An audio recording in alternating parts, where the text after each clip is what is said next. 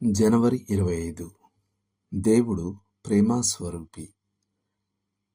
యోహాను రాసిన మొదటి పత్రిక 4వ అధ్యాయము 8వ వచనం.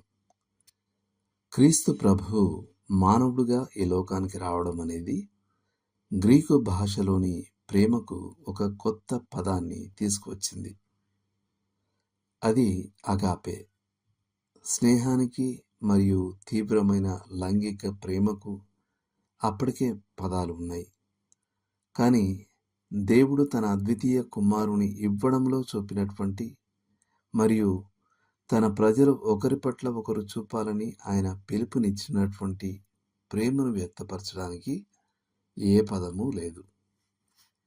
ఇది ఈ లోక సంబంధం కాని ప్రేమ, కొత్త కొలమానాలు గల ప్రేమ. దేవుని ప్రేమకు ఆరంభం లేదు మరియు దానికి అంతముండదు.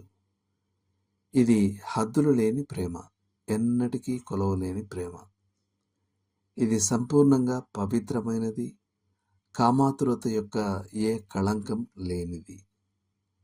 ఇది త్యాగపూరితమైనది, వెలకట్టలేని ప్రేమ. ప్రేమ ఇవ్వడంలో తనను తాను వ్యక్తపరుచుకుంటుంది.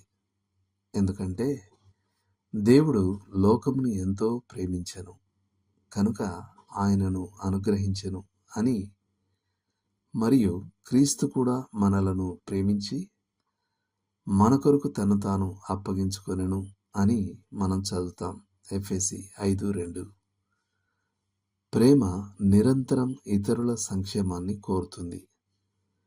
అది అందమైన వారి వైపు వెళ్ళినట్టే అసహ్యుల వైపు కూడా వెళుతుంది. అది తన స్నేహితుల వైపు వెళ్ళినట్టే తన శత్రువుల వైపు కూడా వెళుతుంది. ఇది ప్రేమించబడే వారిలోని ఏ యోగ్యత లేదా సద్గుణం చేత ఆకర్షించబడదు, కానీ దానిని అనుగ్రహించేవాని మంచితనం చేత మాత్రమే ఆకర్షించబడుతుంది.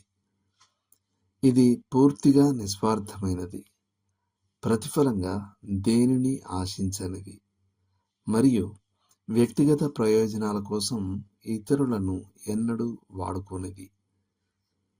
అది తప్పులను లెక్కలో ఉంచదు, కానీ అనేక అవమానాలు మరియు నిందలపై దయగల ముసుగును వేస్తుంది.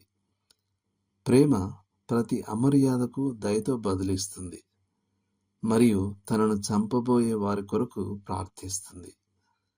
ప్రేమ ఎల్లప్పుడూ ఇతరుల గురించి ఆలోచిస్తుంది, వారిని తనకంటే శ్రేష్ఠులుగా ఎంచుతుంది. అయితే ప్రేమ కఠినంగా ఉండగలదు. దేవుడు తాను ప్రేమించే వారిని శిక్షిస్తాడు, గద్దిస్తాడు. ప్రేమ పాపాన్ని సహించలేదు, ఎందుకంటే పాపం హానికరమైనది మరియు నాశనకరమైనది.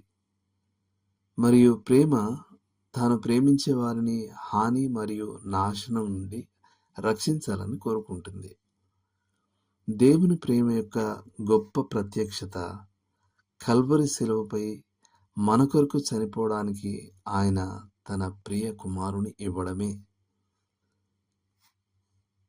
అలబన్ యొక్క కవితలో ఇలా అంటాడు: ఓ దేవా, ఎవరు కొలవలేనిది నీ ప్రేమ, మాకు భాగ్యం ఇవ్వడానికి నలిగిపోయిన ప్రేమ.